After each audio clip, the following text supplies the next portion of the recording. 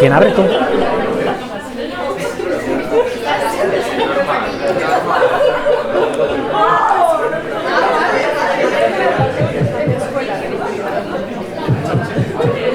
Hola. Vale, pues somos Carmen e Isabel y este es Armando Cerolo, que es profesor titular de Filosofía del Derecho y Política en la Universidad CEU San Pablo. Es articulista y autor de libros como Época de Idiotas y ha aparecido en importantes medios de comunicación como El Español o 13TV. Hemos decidido hacer esta charla porque pensamos que la separación de poderes en España es un tema bastante actual y controvertido, como por ejemplo el cambio de jueces en el Tribunal Constitucional. Entonces, bueno, voy a comenzar con la primera pregunta, que es ¿por qué es importante la separación de poderes en una democracia? Bueno, lo primero de nada, daros las gracias y sobre todo felicitaros por poneros aquí delante, que me consta por propia experiencia lo que intimida. Muchas gracias por la presentación, gracias al colegio por la acogida, a los profesores por prepararlo. Y es un verdadero placer venir a un colegio, vengo contento y vengo feliz de entrar en diálogo con vosotros, y además sobre todo sobre un tema que es tan importante, un tema que nos afecta a todos, que es de actualidad y a la vez es de muchísimo recorrido y hunde sus raíces en la Grecia clásica. Perdonad si carraspeo, pero es que estoy medio malo y no se me termina de ir. A vuestra pregunta, la primera, ¿por qué es importante la separación de poderes en una democracia? Voy a ir de lo más general a lo más particular, ¿vale? Entonces vamos a empezar con unas pequeñas aclaraciones conceptuales muy elementales, muy fáciles, que si no se entienden me preguntáis, me dais un codazo, me pisoteáis, vosotros lo mismo, levantáis y decís, oye, espera, baja un poco, que te has ido, ¿vale? Porque son precisiones conceptuales y desde los conceptos luego juzgamos ya, vamos aterrizando y vamos concretando, ¿vale? Entonces lo primero, vuestra pregunta, hay dos términos, separación de poderes y democracia.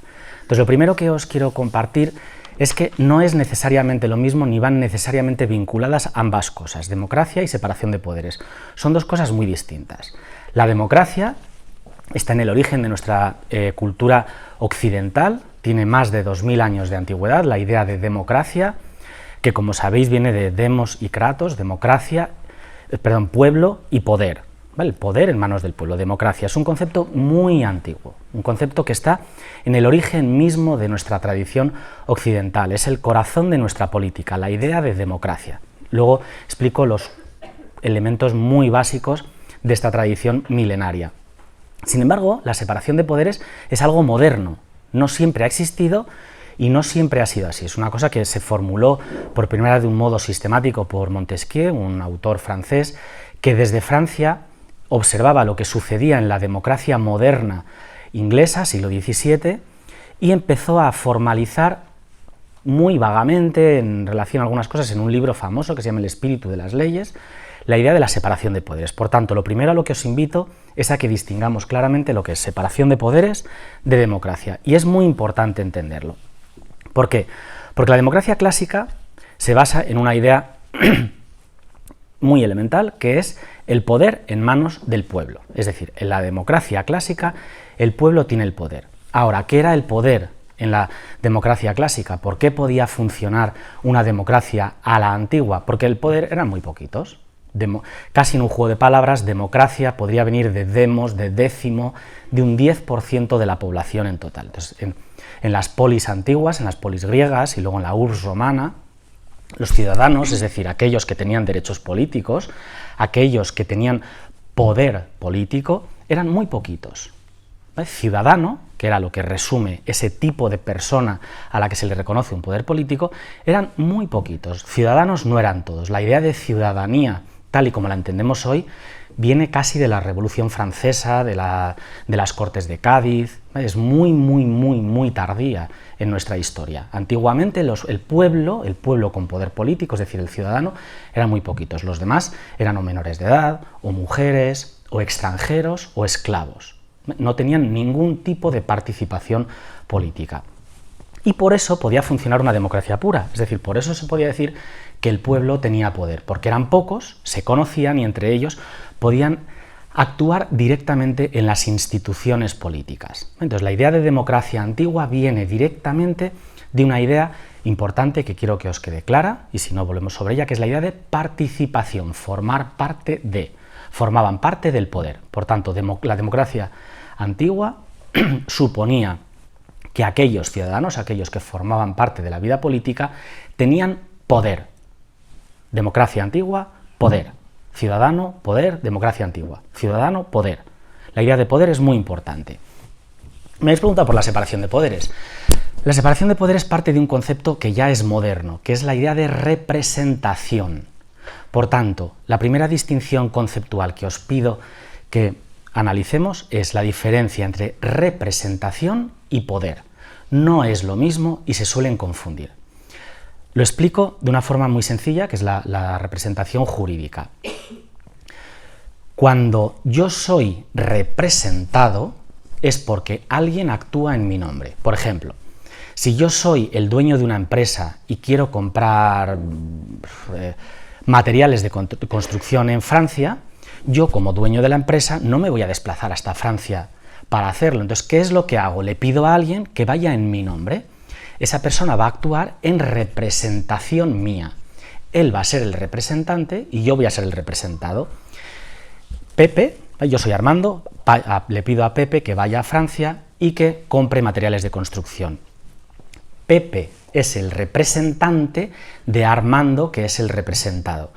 ¿Quién compra los materiales en Francia? Armando, ¿vale? El representado. Yo he comprado los materiales, ¿pero cómo? Por representación de Pepe. Es Pepe el que ha ejecutado la obra, pero yo soy el representado. Bien, ¿qué traducción política tiene esto? Nosotros, nuestra democracia, nuestro sistema político actual, se basa en que la soberanía es nacional. Esto es un término radicalmente moderno. El pueblo, la soberanía nacional, es aquella que es representada. Entonces, el representado es el pueblo que llamamos nación. Eso es lo que es representado. Sería, en el ejemplo de los materiales, ese sería Armando, sería el representado, que es representado por su representante, es decir, por lo que nosotros vulgarmente entendemos por los políticos. Entonces, distinguimos entre los políticos, que son nuestros representantes, y nosotros, que somos los representados. Fijaos que esto no sucedía en Grecia. En Grecia no se distinguía entre representante y representado. El ciudadano actuaba en nombre propio a través de las instituciones y una serie de entramados jurídico-políticos.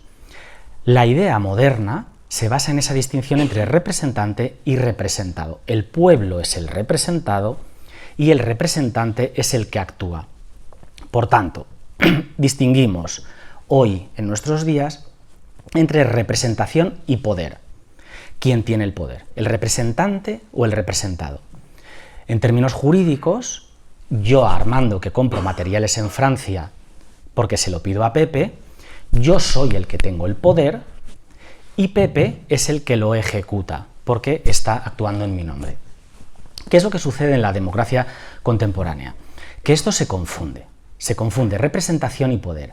Parece que los representantes son los que tienen el poder, pero no es así. El poder lo tienen los representados, el poder lo tenemos nosotros, el poder lo tiene el pueblo. Puede sonar un poco populista, puede sonar un poco... no quiero adjetivar demasiado, pero puede sonar un poco populista, pero no lo es. Este es el fundamento de la democracia moderna. Nosotros como pueblo, nosotros como nación, somos los representados y por tanto tenemos la soberanía, tenemos el poder. Es una soberanía nacional, una soberanía en manos del pueblo. ¿Qué es lo que sucede? Y paso al siguiente punto porque es ineludible. Toda forma política tiene un origen histórico. Absolutamente todas las formas históricas, todas las formas políticas responden siempre a una cuestión histórica. La democracia, tal y como la conocéis hoy, tal y como me habéis preguntado, ¿no? La Constitución, la separación de poderes, nace en un diálogo, confrontación con el absolutismo. ¿Qué sucedía en el absolutismo? El poder venía directamente de Dios, lo recibía una persona, que era el rey, y ese rey asumía en su persona todos los poderes, es decir, tenía la iniciativa legislativa, él era el que ponía en marcha todo el procedimiento para hacer leyes, él decía, quiero que se haga una ley sobre impuestos sobre el pan. La iniciativa la tenía el rey. la iniciativa legislativa. También tenía el derecho de sancionar las leyes, es decir, que si a él no le parecía bien una ley, esa ley no salía, tenía un poder de veto sobre la ley. Él no era el que redactaba las leyes, pero él sí que decía, hágase una ley sobre los impuestos sobre el pan. Así no se hace la ley. Y este poder lo tenía el rey, es lo que se llamaba la prerrogativa real. Pero es que además los reyes antiguos, incluso en el Antiguo Testamento, el rey David, eran reyes sobre todo que eran jueces. El rey, sobre todo, originalmente, era juez, era el que impartía justicia, era el que decidía sobre las aguas, era el que decidía sobre los matrimonios, era el que decidía sobre la organización territorial del Estado. El rey era sobre todo juez, es decir, que el rey asumía el poder legislativo y el poder judicial. Pero es que además el rey también era el que mandaba los ejércitos, también el que mandaba la paz interior de los pueblos, y por tanto el rey también era el ejecutivo, era el que ejecutaba las leyes. El rey en las monarquías absolutas reunía en su persona todos los poderes, de tal forma que garantizaba una estabilidad política, una estabilidad institucional, pero poca libertad popular. El pueblo simplemente era un receptor de arriba abajo del poder. Por eso Montesquieu, que observa que en Inglaterra las cosas empiezan a hacerse de otra manera desde la Revolución Gloriosa, dice, pero si ese poder absoluto se divide, será un poder más débil, será un poder más frágil, y el pueblo, que es el que recibe ese poder, lo recibirá con menos intensidad. Por eso os digo que es tan importante distinguir entre democracia y poder, entre representación y poder, porque la democracia contemporánea no nace tanto en un origen histórico para dar participación política al pueblo, sino en una confrontación directa con la monarquía absoluta. Quiere quitarle poder al rey, y para quitarle poder al rey lo que hace es eliminar la prerrogativa real y deslavazar sus poderes. Va diciendo, pues esto es poder es mejor para el Congreso, esto es mejor para el Senado, esto es mejor para los jueces, esto es mejor para el gobierno, y el rey que sea una especie de garante. Entonces la transición de la monarquía absoluta a esta división de poderes la llamamos monarquía constitucional y no democracia. Entonces este detrimento de poderes de la monarquía absoluta no se llama democracia, ¿vale? Que es la confusión conceptual típica, se llama constitucionalismo. El constitucionalismo nace de establecer una norma reconocida por todos, donde se establecen las reglas de juego para que nadie abuse del poder. Esto es el constitucionalismo, una norma objetiva, reconocible por todos, aprobada por todos, que va a limitar el uso del poder, pero no la representación, el uso y abuso del poder. Por tanto, las constituciones modernas nacen como limitación al abuso del poder. ¿Por qué? Porque nacen en diálogo y en confrontación con el absolutismo. Me he extendido un poco, te podrías seguir soltando aquí carrete, pero ¿cómo lo veis? Venga. Quedan cosas pendientes, o sea que si luego lo apuntáis, que podría estar hablando un montón de rato sobre esto. Vale, la siguiente pregunta sería, ¿cómo garantiza la Constitución que la separación de poderes no desaparezca por voluntad de la mayoría absoluta? Bueno, la pregunta es buenísima. Pues ¿sabéis qué es lo que pasa? Que no lo garantiza.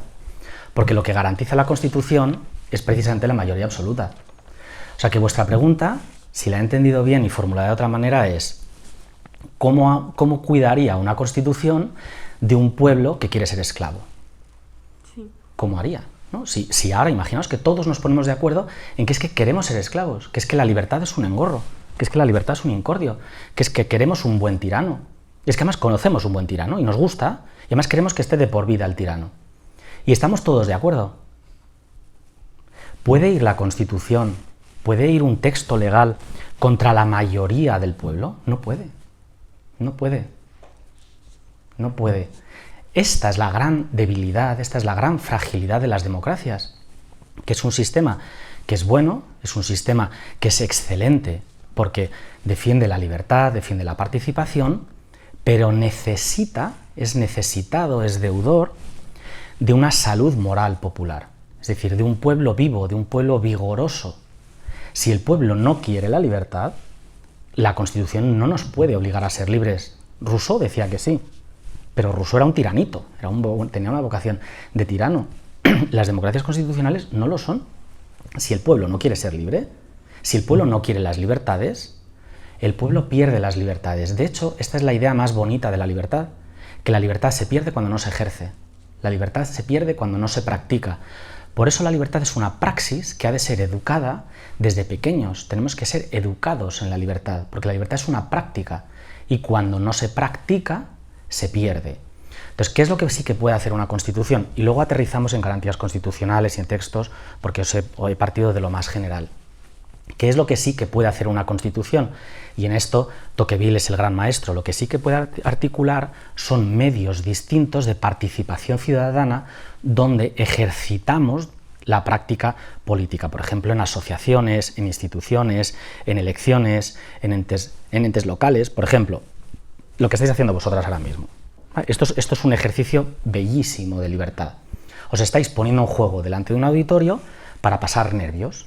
Pues estos nervios son maravillosos. Esta es la libertad. La libertad se nota en esta cosa que irrita cuando uno la ejerce, que lo pasa mal, que se pone aquí delante, ¿no? Esto ya es un ejercicio de la libertad. Esto ya os hace estar más familiarizados con la libertad. Estas pequeñas cosas son las que nos educan. Y la política tiene infinitud de momentos políticos de participación. En asociaciones, por ejemplo, veis algún problema que os preocupa, que las playas de vuestro pueblo donde veraneáis están contaminadas, pues os organizáis para limpiarlas. Eso es una acción política pequeña, concreta, que ya nos está educando en la acción política. Que el sistema de recogida de basuras no funciona bien, pues os organizáis. Que os interesa un tema, pues os organizáis, le proponéis al ayuntamiento. Que los deportes tal, que en el colegio todo este tipo de pequeñas acciones colectivas, no acciones individuales, acciones colectivas, es decir, que haya dos o más, son educativas de la democracia. ¿Qué es lo que sucede? Que si caemos en una mentalidad servil, es decir, yo pido, yo no hago, al final lo que hago es crear un poder grande que me lo va a dar todo, pero no me lo va a pedir. Entonces, ¿qué es lo que sucede? Que hay un doble camino. Hay una educación en la democracia, es decir, hay una educación en la libertad, y eso es una educación que tiene que venir de arriba abajo. Los de arriba tienen que ser conscientes de que si no se crean y no se defienden espacios de libertad, la libertad no va a surgir, pero también hay un camino de abajo arriba, y es que el de abajo reclama esa libertad y reclama el ejercicio de la libertad. Y si los de abajo no la reclamamos, si los de abajo no estamos deseando hacer las cosas, entonces la libertad desaparece, porque, insisto, la libertad es una práctica, y si no se practica, se pierde. Falta la parte más práctica de las garantías constitucionales. ¿La digo ahora o luego? Porque os he dicho una cosa que es más de relación entre la ley y la moral. Después, ¿no? Con la de... No mires al profe. Que luego tenemos una de la Revolución Francesa, entonces igual ahí... Pues la encajo en la Revolución. Sí. Venga. Vale. La tercera, porque en la actualidad existen más impedimentos a la hora de cambiar la Constitución y son impedimentos que, por ejemplo, en la Revolución Francesa no estaban tan presentes.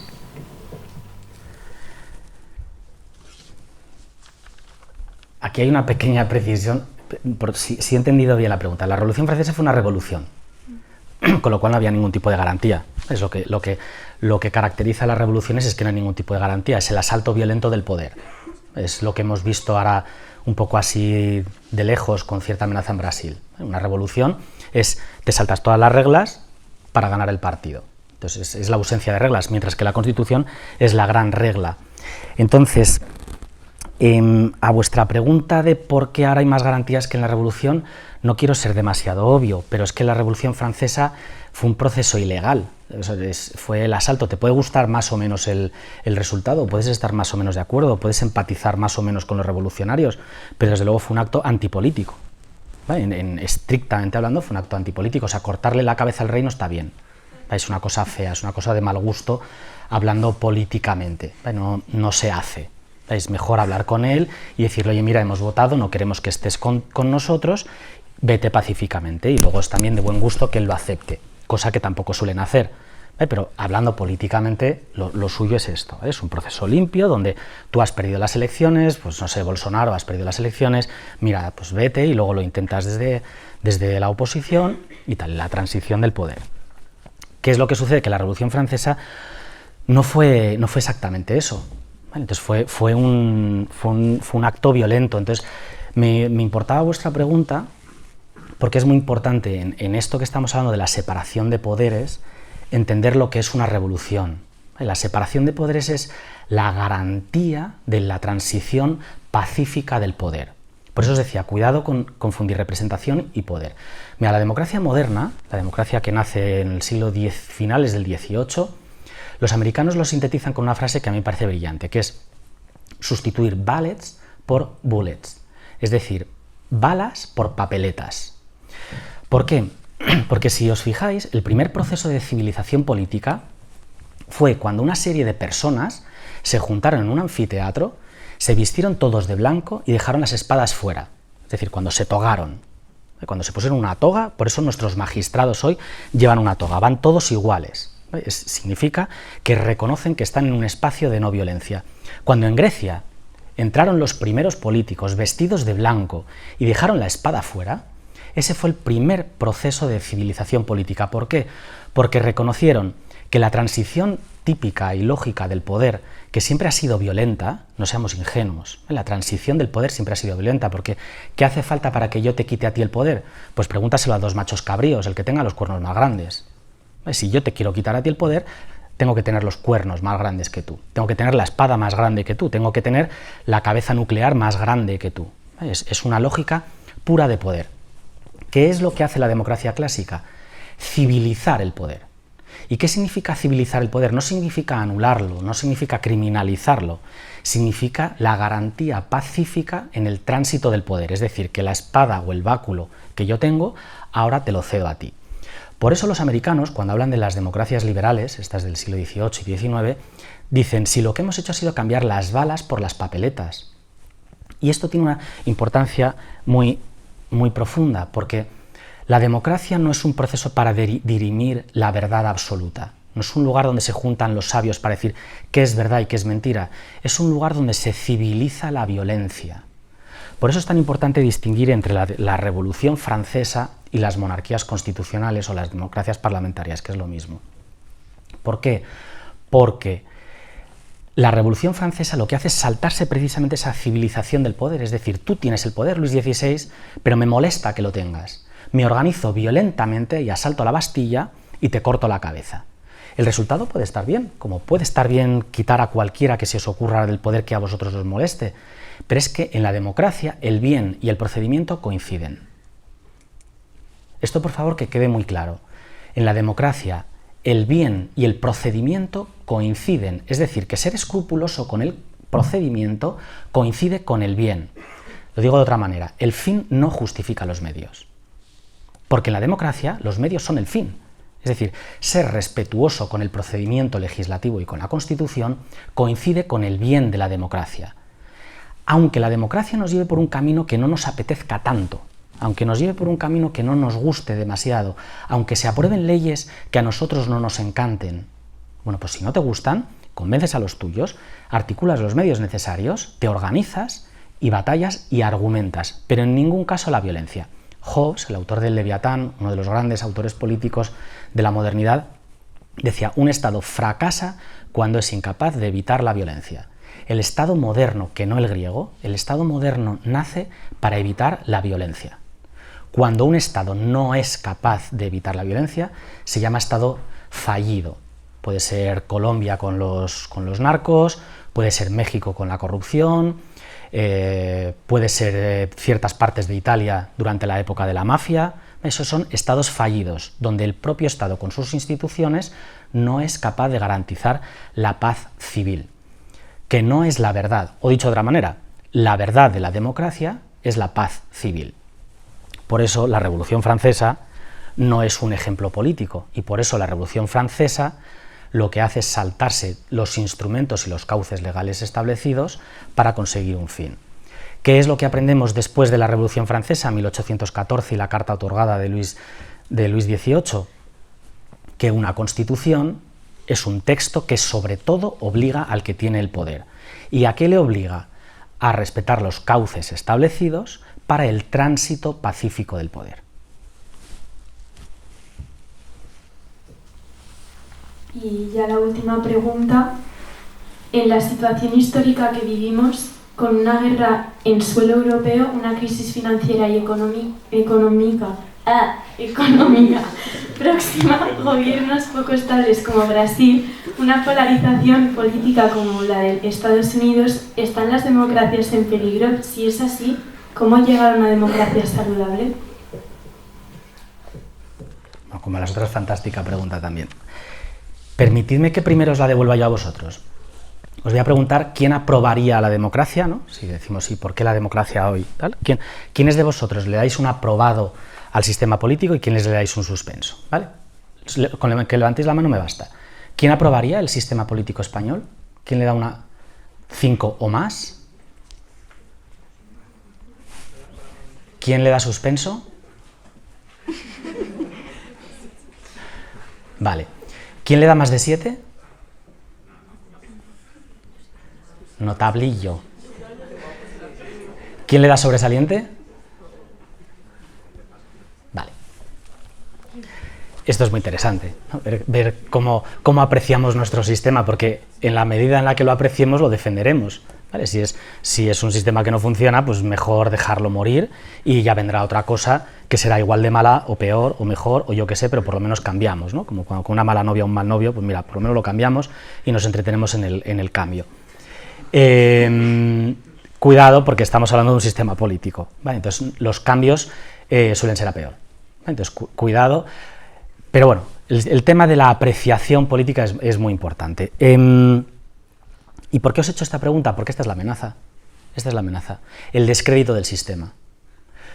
Un sistema político, y esto desde Matusalén, un sistema político en el que no se cree, desaparece. Decía Napoleón que él no se podía sentar sobre las bayonetas. ¿Qué quería decir esto? En realidad decía Talleyrand, pero bueno, como todo se le atribuye a él y él la hizo suya. ¿Por qué decía que él no se podía sentar sobre las bayonetas? Porque tú con las bayonetas puedes conquistar el poder. O sea, yo a tortas puedo ocupar esta mesa, ¿no? Yo hoy, ahora, nosotros tres tenemos el poder. Podemos ocupar a tortas, pero yo me siento aquí y no voy a conseguir que me escuchéis si lo he conseguido a tortas. Hace falta lo que los antiguos llamaban una autoritas. ¿Qué es lo que sucede? Que el poder sirve para conquistar el poder, pero luego o se ejerce bien o se pierde. Por tanto, ¿cuál es la gran debilidad de las democracias? El descrédito, que la gente deje de creer en ellas. Pero porque esto ha pasado siempre con cualquier tipo de institución. Cuando tú dejas de creer en una institución, la institución pierde eficacia, deja de tener esa capacidad de incidir en la realidad. Por tanto, ¿qué es lo que les pasa a las democracias? Que necesitamos que creamos en ellas. ¿Qué es lo que le está pasando a las democracias? Que quizás estemos empezando a no creer en ellas. A lo mejor, esto habrá que verlo. Bueno, le habéis dado a la mayoría un aprobado, con lo cual por lo menos aquí eso no está pasando. Pero a lo mejor está pasando. Y si esto pasa, esta es la gran amenaza de la democracia. Este es el gran problema de la democracia, que dejemos de creer en ellas. ¿Y qué es lo que sucede? Que cuando una masa popular deja de creer en la democracia, es muy fácil que sea instrumentalizada por alguien avispado que diga, o sea que no te gusta la democracia. Pues ¿sabes por qué? Mira, porque ese es un cretino. La culpa la tiene ese. Y ¿sabes qué? Que es que yo en realidad te represento a ti, pero yo no soy de ellos, ¿eh? Yo no soy de la casta, yo no soy de la clase política, yo soy de vosotros. Yo entiendo vuestro malestar y yo os voy a representar a vosotros, porque resulta que nuestros representantes ya no nos representan a nosotros, que se supone que éramos los representados, sino que se representan a ellos, representan a las oligarquías, representan a los bancos, representan a los medios de comunicación y representan al poder político, pero no representan al pueblo. Por eso a este tipo de tendencia actual, que es la gran amenaza de la democracia, se le llama populismo. Son líderes que no pertenecen al grupo o organización política que dicen que son los representantes del pueblo, son los representantes del malestar del pueblo. ¿Qué es lo que hacen? Entran en un mecanismo que es de víctima. Yo estoy con vosotros, a mí me han machacado, a mí me han instrumentalizado, son ellos los culpables y establecen una culpabilización. Establecen clarísimamente un mecanismo que consiste en separar víctimas de culpables. La víctima es el pueblo y es víctima del poder. Por lo tanto, ¿qué es lo que hacen? Culpar al poder, desmantelar el poder, desmantelar las instituciones, deslegitimar las instituciones. Rodea el Congreso, por ejemplo, las autonomías no sirven, la Unión Europea no funciona, Trump el asalto al Capitolio, Bolsonaro y el asalto a la Plaza de la Justicia. Las instituciones no nos representan y desde el momento en el que no solo no nos representan, sino que además son las culpables de lo que nos está pasando, tenemos la legitimidad para asaltarlas. Rompemos las reglas de juego porque el árbitro no está cumpliendo con las normas. Este es el gran peligro de las democracias.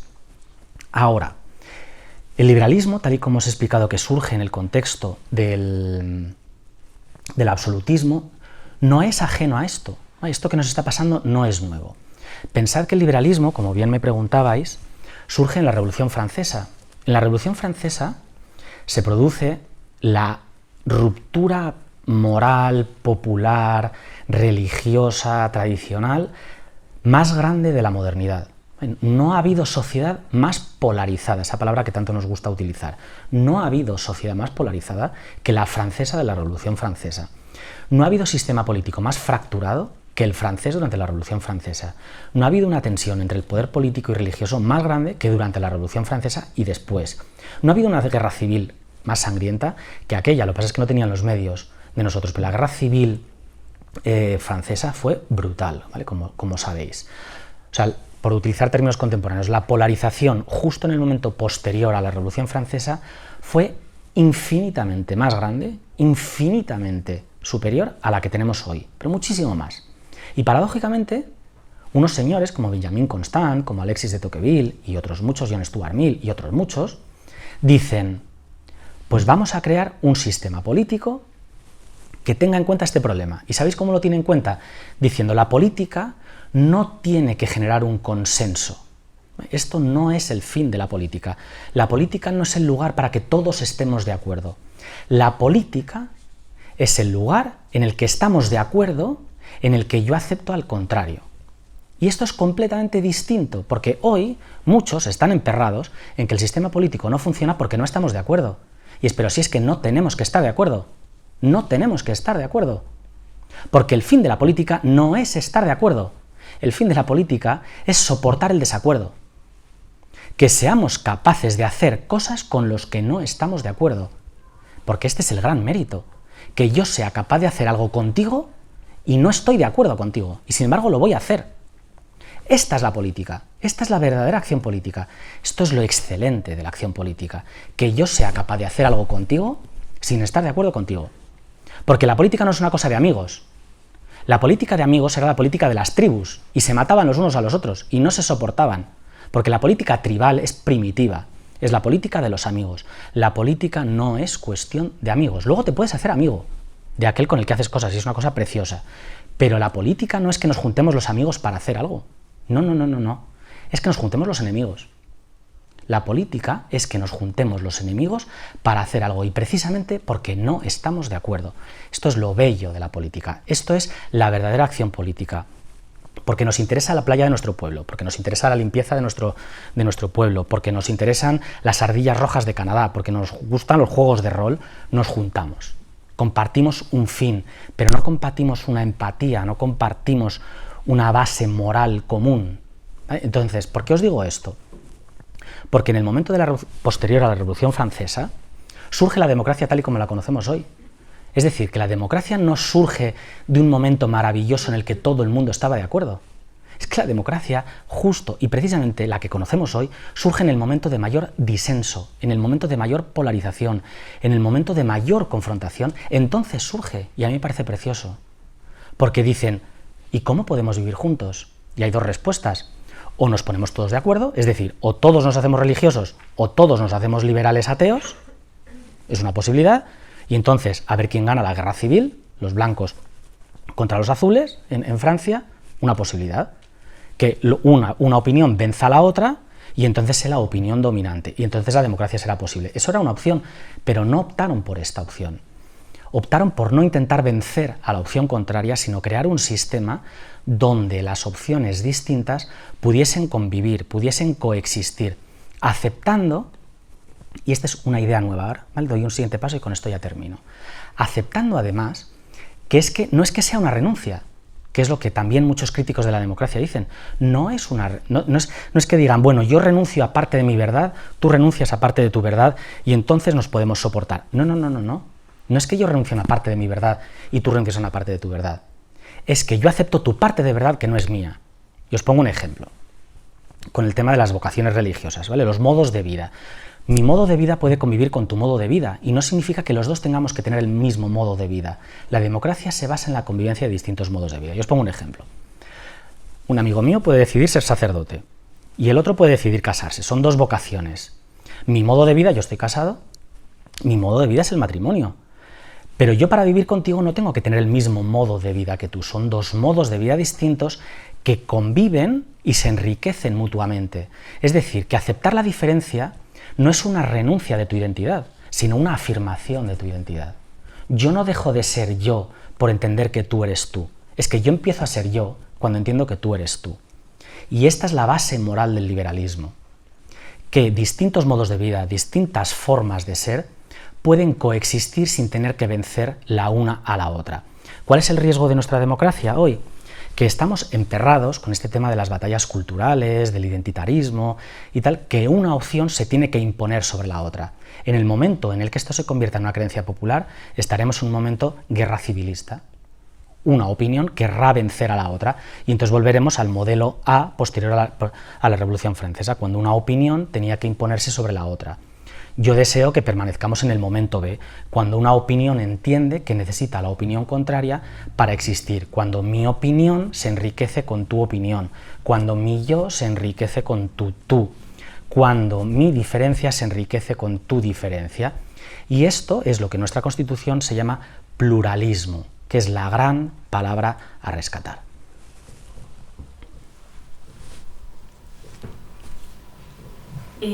Ahora la ronda de preguntas. Entonces, si alguien... Vale. Aritz.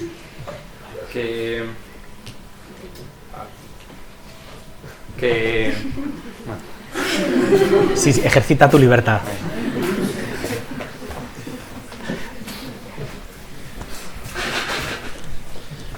Vale, que a ver, en España se supone que hay separación de poderes, pero en la Constitución en ningún momento aparece una separación de origen entre el poder legislativo y el ejecutivo.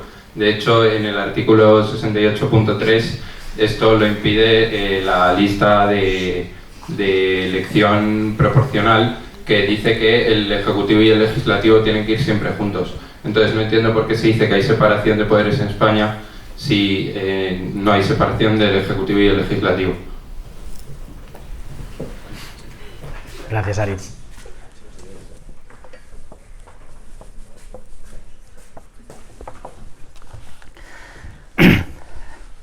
A ver, no hay separación, hay distinción, pero sí que se distinguen, ¿eh? ¿Qué es lo que sucede? Que el sistema político español crece desde un dogma, un principio, que es la soberanía nacional. Entonces, la soberanía nacional reside en el pueblo y es trasladada a las cámaras. Entonces, desde el legislativo, vamos a pensar ya en lo muy concreto, ¿vale? La ley electoral general. Ninguno de vosotros ha votado todavía, pero en breve lo haréis. Y este año va a ser divertido, o sea que estad atentos porque tenemos las autonómicas en mayo, tenemos las generales en diciembre, o sea que va a ser un año electoralmente movidito y pide reflexión. ¿Cómo funciona nuestro sistema? Porque no son todos iguales, ¿eh? Por ejemplo, en Estados Unidos es distinto, en Francia es distinto, en los sistemas presidencialistas es distinto. ¿Qué sucede en nosotros? Nosotros vamos a votar, os vais a encontrar unas papeletas con un simbolito de un partido y unos nombres. Vais a coger eso, lo vais a meter en un sobre y dependiendo de si son autonómicas, si son locales o son generales, pues vais a elegir a los representantes autonómicos, locales o generales. Con eso, ¿qué es lo que va a suceder? No vais a elegir, aunque las calles y las farolas las pongan todas llenas de caras de Pedro Sánchez y ahora Feijóo y quien sea, vais a ver esas caras, pero eso no es así. ¿Qué es lo que vais a hacer vosotros? Vais a elegir, por un sistema complejo, vais a elegir a 350 personajes que se van a sentar en 350 sillones que se llaman escaños. Y ahí se acabó nuestra participación, nuestra intervención en el proceso electoral. Esos 350 señores, es decir, el legislativo, ¿no? Como tú bien decías, esos van a elegir al gobierno.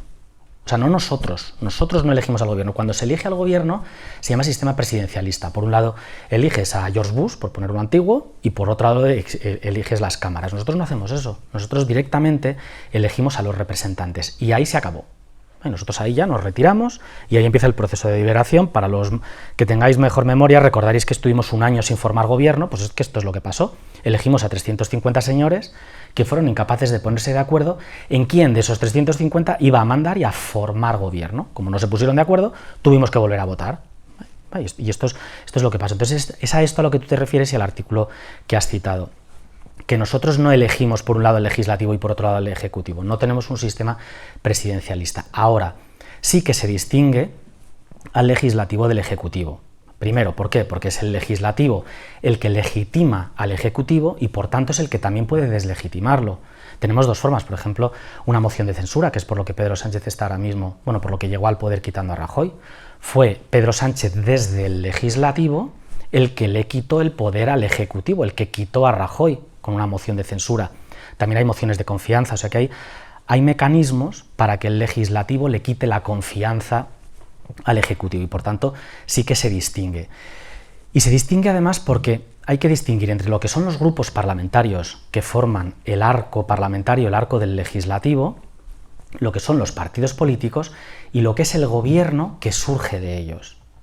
Entonces, sí que hay, es verdad que no hay una separación nítida, que muchas veces puede estar un poco más confundida de lo deseable, que es muy difícil distinguir en España entre lo que es un partido político, lo que es un grupo parlamentario, es decir, que tiene representación parlamentaria, y lo que es el ejecutivo. Pero se puede distinguir. Hay partidos políticos que dejan de tener representación parlamentaria, ya sea porque no han alcanzado el mínimo exigido del 3% de los votos o porque se han salido. Por ejemplo, es probablemente lo que le pase a Ciudadanos. Va a seguir siendo un partido político sin representación política. Entonces el partido existe, pero no tiene representación parlamentaria. Y luego hay partidos que sí que tienen representación parlamentaria, pero no forman parte del gobierno. Por ejemplo, el Partido Popular. ¿Es un partido? Sí. ¿Es un partido que tiene representación parlamentaria? Sí. ¿Es un grupo parlamentario? Sí. ¿Está en el poder? Es decir, ¿está en el Ejecutivo? No. Por tanto, sí que se puede establecer una distinción. Hay miembros del Legislativo que no son del Ejecutivo. Y a esto sumamos una de las cosas que teníamos pendientes, que es, ¿y se controlan entre ellos? O sea, ¿hay un control eficaz entre ellos? ¿Se limitan? Sí, claro que sí, claro que sí. No es rotundo porque no hay una separación de poderes, hay una distinción de poderes y muchos de ellos forman parte de las dos cosas, pero sí que hay mesas parlamentarias, sí que hay mecanismos parlamentarios y sí que hay formas de controlar tanto la elaboración de las leyes como su ejecución. Hay mecanismos eficaces que establece la propia Constitución para controlar. La palabra más interesante a nivel Constitución es la idea de control.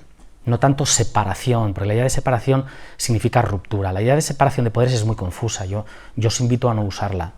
Es mejor distinguir poderes, saber distinguir si ahora estás actuando en representación del partido, en representación del gobierno, si tienes un puesto institucional o tienes un puesto particular, y cómo entre ellos sí que se controlan. Entonces yo sí que os digo que hay una serie de mecanismos establecidos en la Constitución que establecen un control bastante eficaz del ejercicio y de la práctica del poder. ¿Que siempre hay abusos? Por supuesto, siempre hay abusos, pero es que al legislativo y al ejecutivo se les suma al judicial. Entonces los jueces, y esto es otro tema que si queréis ahora sacamos, los jueces también controlan a ambos y los jueces también son controlados. Vale, pero ¿puedo decir una cosa más? Sí. O sea, el partido político que sale por mayoría absoluta tiene la mayoría absoluta para legislar, para hacer las leyes, y luego tiene el gobierno para aplicarlas. Entonces, en realidad tiene el legislativo y el ejecutivo, tiene los dos poderes. Y luego, en realidad, también tiene el judicial, creo, porque el máximo órgano del Poder Judicial es el Tribunal Supremo y sus miembros son elegidos por el Consejo de Poder Judicial, que quien nombra a estos miembros son los políticos. Entonces, los políticos son los que nombran a los jueces capaces de juzgar a los políticos. Entonces, yo creo que tiene los tres poderes.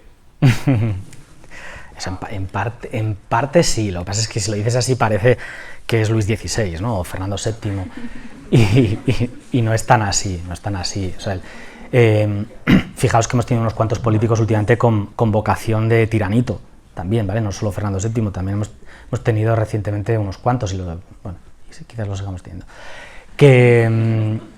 Y sin embargo no pueden hacer todo lo que quieren. Entonces es verdad que si un partido político tiene mayoría absoluta, tiene el control del arco parlamentario y por tanto del legislativo. Entonces va a coincidir el Ejecutivo con el Legislativo. Pero fíjate que en el caso español ha habido al menos 3 legislaturas, 2 del Partido Socialista y 1 del Partido Popular, con mayoría absoluta, y no han podido hacer lo que han querido. Entonces, ten en cuenta que aunque tú tengas esos poderes, luego la realidad política es compleja y hay muchos mecanismos de control y hay muchas formas de evitar que esto suceda. Entonces, a nivel puramente jurídico-constitucional, para ciertas leyes y ciertas cuestiones se establecen mayorías cualificadas. Ya no es mayoría absoluta, ya no es la mitad del total, o sea, 175 más 1, sino que se puede establecer un 3/5. Por ejemplo, para la renovación del Consejo General del Poder Judicial era lo que estaba en mente. El Grupo Parlamentario Socialista y el Grupo Parlamentario de Podemos pretendió quitarlo de 3/5 a 1/2 precisamente para ir a favor de lo que tú estás diciendo. Y no les dejaron, y además Europa nos dio un toque bastante serio. Entonces hay mayorías cualificadas. Y luego hay 2 elementos más que no he introducido. Aparte de que hay controles eficaces entre los 3 poderes, ten en cuenta 2 cosas que han cambiado mucho. Uno, el tema de la opinión pública, es una cosa que también es moderna, del siglo XIX, y otro, el tema de las organizaciones internacionales y la cesión de soberanía. Entonces, tened en cuenta que en España el 80% de la soberanía ahora mismo está delegado en Europa. Con lo cual, aunque tú a nivel nacional quieras hacer ciertas cosas, Europa te va a decir, tú hazlo que te quedas sin fondos. Y hay un partido político, al Ejecutivo, cuando le quitas los fondos, cuando le quitas los presupuestos, le has dejado inútil. Es como si a un futbolista le quitas las piernas, ya no funciona. Entonces también tened en cuenta que es que la realidad ahora mismo a nivel político es tremendamente compleja. Fijaos el efecto que ha tenido la guerra en Ucrania en las políticas nacionales, cómo ha cambiado el panorama político en Polonia, cómo ha cambiado la visión que tenemos de Hungría aquí, cómo lo de Brasil ha tenido unos efectos también. Entonces, ten en cuenta que ahora mismo la política es mucho más compleja y está interrelacionada. Entonces, a nivel formal, los 3 poderes tienen controles y contrapesos, que es verdad que muchas veces pueden parecer que coinciden. Pero además, tened en cuenta que el sistema político español tiene una cosa que heredó del sistema cortesano administrativo, que es los funcionarios. Los funcionarios tienen una importancia muchísimo mayor de la que se suele decir. Los funcionarios son gente de carrera que se van a pasar toda su vida ocupando ese sillón. No penséis en el típico funcionario de ventanilla que está haciendo así aburrido. Pensad en funcionarios capacitados de nivel alto, gente que tiene criterio político. Las leyes pasan por ellos, las decisiones pasan por ellos, la aprobación de presupuestos pasan por ellos. Entonces, el cuerpo de funcionarios de España ahora mismo es un tesoro que suele estar muy maltratado y, sin embargo, es una de las grandísimas... O sea, los TAC, los cuerpos superiores de la administración pública, es una institución que tiene muchísimo peso a nivel de serenidad, de calidad legislativa, de técnica legislativa. Entonces, eso se pasa muchas veces por alto. Se pasa por alto la importancia europea, se pasa por alto que estamos en una sociedad global en la que cualquier decisión particular que tomes va a depender de lo que esté sucediendo en Panamá y en Taiwán. Y a la vez hay una serie de mecanismos institucionales que lo matizan. Y aún así te doy la razón, ¿eh? Hay una imperfección, como una especie de impudicia en esa distinción de poderes que muchas veces es un tanto obscena, y es lo que estamos sufriendo sobre todo con el Poder Judicial. Y Europa todos los años nos da un toque, y la Comisión de Venecia todos los años nos da un toque, y con razón. O sea que no te quito la razón que tienes, ¿eh?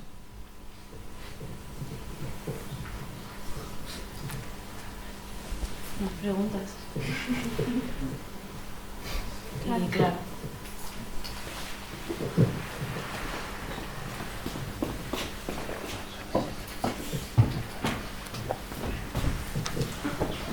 Bueno, yo quería preguntarte un poco por lo que ha pasado hace un par de meses, un mes más, con todo el tema del Poder Judicial y todo, y Pedro Sánchez y eso. Que nada, te pregunto un poco porque no tengo ni idea de qué es lo que ha pasado. Entonces, ¿qué tiene eso que ver con lo que hemos hablado ahora de la separación de poderes y qué es lo que ha pasado?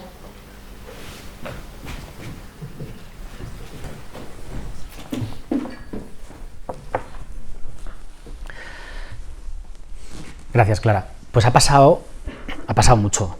Ha pasado mucho y ha pasado grave, además. ¿Vale? Ha sido un momento, y sigue siéndolo, ¿eh? Un momento de tensión y de reconfiguración del sistema político, y es grave, ¿eh? Lo que está sucediendo es grave. Por contextualizarlo un poco, el sistema español tiene un tribunal que es un tribunal político, no jurídico, que se llama Tribunal Constitucional. Es una cosa que nace después de la Segunda Guerra Mundial, o sea, que se institucionaliza ya a nivel europeo después de la Segunda Guerra Mundial, porque tened en cuenta que una de las debilidades democráticas es que la revolución se produzca desde dentro. Esto es lo que pasó, por ejemplo, en la Alemania del Tercer Reich. Es muy fácil que, bueno, no, sin entrar en matices, pero es muy fácil que una democracia desde dentro se subvierta, o sea, que la revolución sea interna, ¿no? Para controlar eso hay un tribunal que es político, porque tiene que serlo así, porque es un tribunal que garantiza, es el garante de la Constitución, que garantiza que las reglas se cumplan. Este es el Tribunal Constitucional. Y precisamente porque es un tribunal político, no es un tribunal jurídico, es un tribunal político, es gente que tiene que amar la Constitución y que tiene que amar las reglas. ¿Qué es lo que sucedió en España? Que en 1985 se estableció una reforma que trasladaba la elección de los miembros del Constitucional unilateralmente al poder legislativo, que como decía Aritz, también es el poder político. Entonces, esto hacía que los partidos políticos eligiesen 10 y 10 los miembros del Tribunal Constitucional. Era un pasito más en la politización del Tribunal Constitucional, que no quiere decir que antes no fuese político. Politización del Tribunal Constitucional significa que la elección de sus miembros pasa a formar parte de los partidos políticos mayoritarios. Esto en 1985. ¿Qué pasa con esto? Que se empieza a hablar eufemísticamente de jueces conservadores y de jueces liberales, es decir, de jueces del PP y de jueces del PSOE. Y lo damos por normal. Y esto se empieza a asumir que hay una mayoría de jueces liberales, una mayoría de jueces conservadores, es decir, que ahora toca mayoría del PSOE, que ahora toca mayoría del PP. Este era un problema muy gordo, problema tan gordo que todos los años, que es como os decía antes, todos los años nos dan un toque y dicen, esto no puede seguir siendo así. No es inconstitucional la reforma del 85, y atención a esto, porque es súper interesante, no es inconstitucional siempre y cuando cambiéis el sistema de cuotas al sistema de consensos. ¿Qué significa esto? Ahora mismo, todos los medios de comunicación y todo el mundo da por hecho que tú tienes que tener una representación de jueces en función de tu cuota parlamentaria. Es decir, que si eres el PSOE y tienes una mayoría, tienes que tener tantos jueces del PSOE. Que si eres del PP, tienes que tener tantos jueces del PP. Esto es lo que se llama jueces de cuota. Yo tengo una cuota, yo tengo una participación, tengo un número de acciones y por tanto tengo derecho a una representación. Y Europa y el Tribunal Constitucional dijeron no. La norma es 3/5. ¿Y por qué es 3/5? Porque son jueces de consenso. ¿Qué significa jueces de consenso a diferencia de jueces de cuota? Que es, tú nombra a los tuyos, tú propone a los tuyos, ¿vale? Según tu cuota. Está bien, no pasa nada, es normal, no seamos ingenuos, estamos en política. Tú propone a los tuyos. Ahora yo los tengo que aceptar. A mí me tienen que gustar. Tengo que aceptar que son jueces con criterio, con reconocido prestigio. Es decir, que los partidos políticos tienen derecho de veto de la propuesta del otro, la tienen, la deben tener, es bueno que así la tengan. ¿Qué es lo que le ha estado reprochando el Partido Socialista al Partido Popular? Que estaba vetando el nombramiento de los jueces. Y es, pues claro, toma ya, ¿cómo no? Que no me gustan los que estás proponiendo, que tengo derecho a veto, que propongas unos que a mí también me gusten, que tienen que ser jueces de consenso, que no son jueces de cuota. ¿Por qué estalló todo esto? Porque pasamos de un sistema bipartidista a un sistema de 4 o 5 partidos. O sea, que Podemos reclamaba su juez. Ellos querían su juez de cuota. ¿Qué es lo que dice el Partido Popular? Perdona, no. No hay jueces de cuota, hay jueces de consenso. Yo no voy a aceptar un juez podemita. ¿Qué es lo que responden los de Podemos? O sea, que cuando tú propones a Trevijano, tío, vamos, casi de partido, una persona muy marcada del Partido Popular, yo me lo tengo que comer. Y ahora que yo propongo el mío, ¿tú no te lo comes? Pues tienes razón, es verdad. Es que hay una deficiencia democrática en el nombramiento de los jueces, es verdad. Ahora, ¿se lleva haciendo mal desde 1985? ¿Tenemos que seguir haciéndolo mal? No. ¿Cuál es la solución? Y esto lo dice el magistrado Aragón y lo dice la Comisión de Venecia, es un tópico. Hay que volver al sistema de consensos. Es decir, que la propuesta de jueces no puede ser yo pongo a los míos, a los dos míos, a cambio de los dos tuyos. Tú pones a los tuyos, yo pongo a los míos. No, los 4 tienen que ser de todos. Aunque tú los hayas nombrado, tú propones a este, pero déjame que yo te lo acepte. No me pongas a Conde Pumpido de presidente ahora y de vicepresidenta esta, porque es que entonces tenemos un Tribunal Constitucional de partido, Pero vamos, es que Trevijano también era de partido, ¿eh? O sea, lo siento, es que esto a mi juicio también era así. Entonces, ellos dicen, es que nosotros llevamos comiéndonos 4 años un tribunal de partido, pues ahora os lo coméis vosotros. Y entonces entramos en una lógica revanchista que erosiona muchísimo las decisiones, sobre todo cuando tenemos sobre la mesa la ley del solo sí es sí, cuando tenemos la unidad territorial del Estado, cuando tenemos la ley de ideología de género, cuando tenemos la reforma de ciertas instituciones. Esto no puede ser así. ¿Por qué os decía que sí que se ha pasado un paso de la raya? Primero, porque el Grupo Parlamentario Socialista y el Grupo Parlamentario de Podemos intentaron cambiar la norma de 3/5 a 1/2. Esto es gravísimo, ¿eh? Esto es obsceno. Es feo, ¿vale? Y las cosas en política feas son malas, ¿vale? Es como en matemáticas, una ecuación es fea, es mala. Pues en política lo mismo, ¿vale? Es malo, es feo. El 1/2 es feo. Y por otro lado, porque se ha intentado cambiar la ley orgánica del Tribunal Constitucional y la ley orgánica del Código Penal a través de una enmienda de una ley que no tenía nada que ver. Y esto ya es saltarse las reglas, pero vamos, o sea, 8 saltos por encima. Cuando os he dicho que en democracia las reglas coinciden con el fin. Entonces no vale todo. O sea, no vale desbloquear el Tribunal Constitucional saltándose las normas, no vale aprobar una ley saltándose las normas de una forma tan obscena. Ya era obsceno del 85, ya era feo, pero es que ahora se ha ido muy lejos en muchas cosas. O sea, a mi juicio, hemos vivido un momento democrático delicado. Más luego la reforma del Código Penal con la malversación y... O sea, son cosas que llega un punto en el que dices esto no, ¿vale? Esto ya no es pedagógico, esto ya no es lícito, y aquí estoy ya dando mi opinión muy política sobre cosas muy concretas, ¿vale? Pero para mí sí que hemos pasado en estos últimos meses líneas rojas democráticas, de separación de poderes. La última.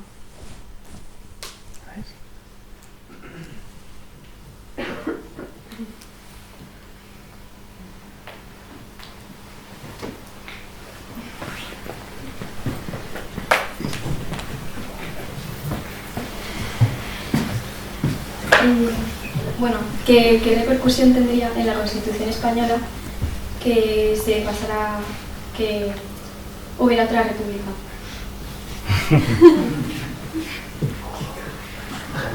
¿Cómo te llamas? Virginia. Gracias, Virginia.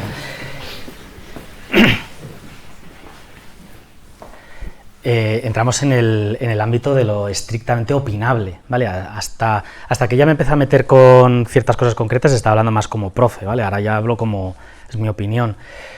Yo parto para analizar la monarquía, parto del principio general que os he dicho antes, que es muy aristotélico. Si las cosas funcionan bien, si las cosas no funcionan mal. Entonces, una cosa en política tiene que funcionar, y funcionar en política significa 2 cosas, una que cumple con su fin y otro que su fin es reconocido. Entonces lo que nos tenemos que preguntar a la hora de evaluar la monarquía es ¿cuál es su fin? Es decir, ¿para qué sirve? Porque si no sirve para nada, ¿para qué mantenerla? Entonces lo primero que nos tenemos que preguntar es ¿sirve para algo? ¿Cumple con su fin?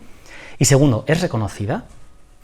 Empezando por lo segundo, yo todos los años en clase pregunto, y mi universidad es de un corte social más bien, como es una universidad privada católica, pues necesariamente es más bien de centro-derecha, ¿vale? Por perfil sociológico, luego te encuentras de todo. Y en los años que llevo dando clase, porque la he hecho desde el primer año que llevo dando clase, es una cuestión que me interesa mucho, el tema de la apreciación, he visto un cambio en el sentido de la apreciación general de la monarquía, y esto luego se contrasta con encuestas. La monarquía llegó a tocar fondo ya con lo del rinoceronte y Corina y estas cosas, pero la monarquía iba para abajo. O sea, la monarquía de Juan Carlos tocó techo en el 92 con las Olimpiadas y la Expo, y desde entonces no paró de bajar, hasta el punto... Yo estaba en Moncloa, pasaba por allí con frecuencia por otras historias, y yo recuerdo cuando estaban preparando el informe de la abdicación de Juan Carlos. Fue un momento crítico para la monarquía. Sin entrar a valorar si cumplía sus fines o no don Juan Carlos, lo que era evidente era que el nivel de apreciación pública había tocado fondo. Si una institución no es reconocida, desaparece. Y es que esto es inexorable. Os decía que desde Matusalén, es que es así de siempre. Si una institución política no es reconocida, la institución desaparece. Por lo tanto, la monarquía, como la democracia, dependen del reconocimiento, dependen de la apreciación.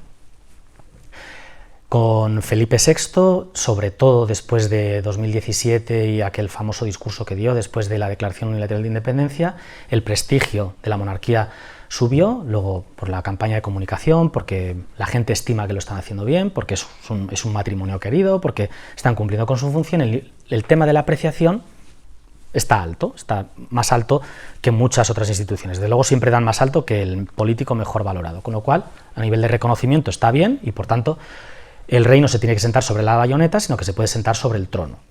Con lo cual en ese punto ahora mismo, pero esto puede cambiar, ¿eh?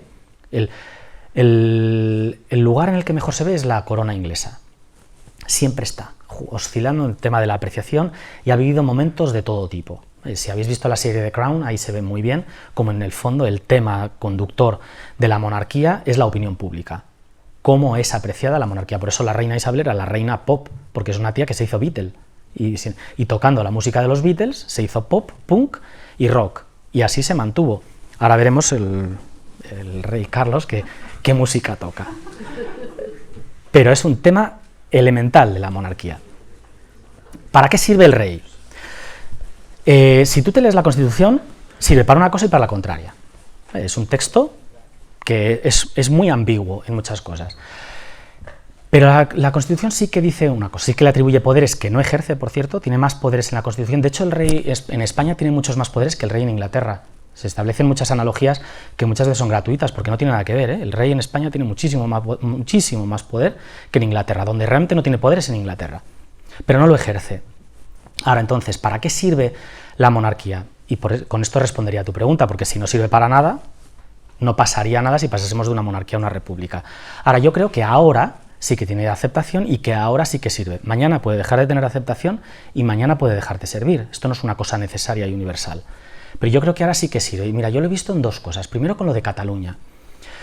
Fueron momentos muy tensos. Yo recuerdo verlo en directo, ver un golpe de Estado en directo. Esto es como la primera vez que vosotros no, pero yo vi la guerra del Golfo y los primeros misiles volar. Retransmitieron, la CNN retransmitió en directo la guerra del Golfo, la primera guerra en directo, lo veías ahí, ¿no? Ahora ya estamos acostumbrados a verla incluso por TikTok.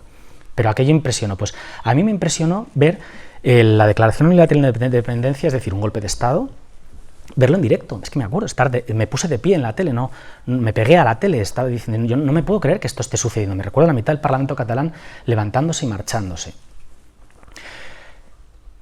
Discurso del independentismo, secuestro de las urnas, foto en todos los periódicos, un policía abrazado a una urna de metacrilato llevándosela. Discurso internacional, la democracia española no permite al pueblo catalán expresarse.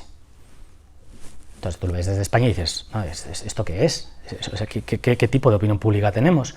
Discurso del rey, dice 4 palabras, abro todos los periódicos que soy capaz de leer en otros idiomas, al día siguiente, y todos habían cambiado absolutamente de signo. Y de estar a favor de aquellos que habían repartido urnas de plástico por Cataluña, a decir eso es ilegal e inconstitucional. ¿Por qué cambió la opinión pública internacional? Por el discurso del rey. Mira que todos los que nos dedicamos a la opinión pública, a escribir, a explicar, lo estábamos diciendo, que esto es ilegítimo, que esto es un golpe de Estado, que esto es inconstitucional, que aquí hay que aplicar el 155, que esto no puede ser, que el Estado no está cumpliendo con su función básica de mantener la paz, que esto es un golpe de Estado. Dio exactamente igual. Nadie nos escuchaba a los profesores. Sale el rey, que no es nadie, dice 4 cosas y la opinión internacional cambia. Entonces yo dije, joder, el rey sirve. Segundo momento concreto, histórico, presente. Hay elecciones, no hay mayoría parlamentaria, no se forma gobierno. Y se empiezan a producir unas cosas, se llaman rondas de consulta. Pues no sé si lo recordáis, pero los partidos políticos iban a la zarzuela, donde vive el rey, a hablar con el rey. Y además iban a hablar de verdad. Entonces, en España no somos capaces de formar gobierno y vamos a hablar con el rey. Y en aquel momento, que no os acordaréis, pero fue un momento de tensión democrática enorme. Un país normal no puede estar un año sin gobierno. No puede ser esto. Es intolerable. El descrédito de las instituciones, o sea, si el sistema no es capaz de elegir a quién gobierna el sistema, es como si un entrenador de fútbol no es capaz de poner a los tíos que tiran los penaltis en la ronda de penaltis. Tío, vete. O sea, no eres entrenador, vete, no sirves. Estábamos en un momento de decir, este sistema no funciona, no es capaz de poner a quien manda. Un momento de tensión política que encima venía precedido por lo de Cataluña, enorme en España, mucho más de lo que pudiese parecer. Y el rey dio estabilidad, el rey recibió a los partidos políticos, el rey recibió a los grupos parlamentarios, los reunió, les dijo 4 cositas y España se estabilizó gracias al rey. Entonces, ¿que el rey tiene una función simbólica? Claro, pero es que la política son símbolos, es que la vida humana son símbolos, es que vivimos de símbolos, es que la simbología es lo que da forma a nuestras creencias. Es que la política ahora mismo tiene un símbolo, mañana tendrá otro, y el día que no lo tenga tendrá un problema. Entonces, el poder tiene un símbolo, que es el rey. Entonces, ¿que funciona como símbolo? Sí. ¿Por qué? Porque da unidad. Es el símbolo de la unidad. Yo, viendo la realidad y viendo datos, decía, pues hubo un momento en el que quizás no, y ahora veo que Felipe VI sí que es el símbolo de la unidad, y en 2 momentos críticos de la vida política española muy recientes, 2017 y 2019, ha funcionado. ¿Que dejará de funcionar? Pues puede que sí. Depende del uso que le dé él, depende de nosotros, depende de la opinión pública. Por tanto, respondiendo a tu pregunta, ¿yo quitaría la monarquía? ¿Qué pasaría si cayese la monarquía? Yo creo que perderíamos. Sería una pérdida.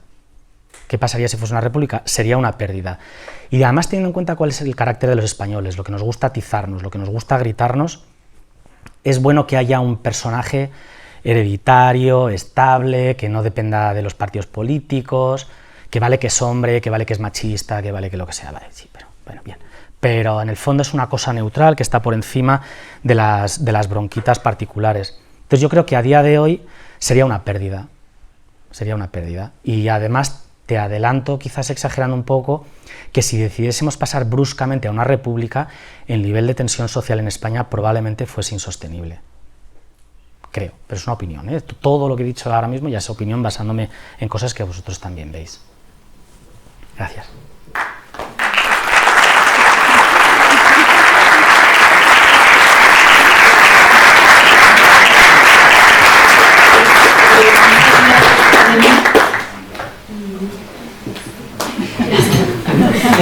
Gracias a vosotros.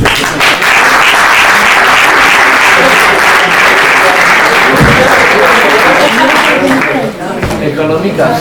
Gracias, chicas. Económicas.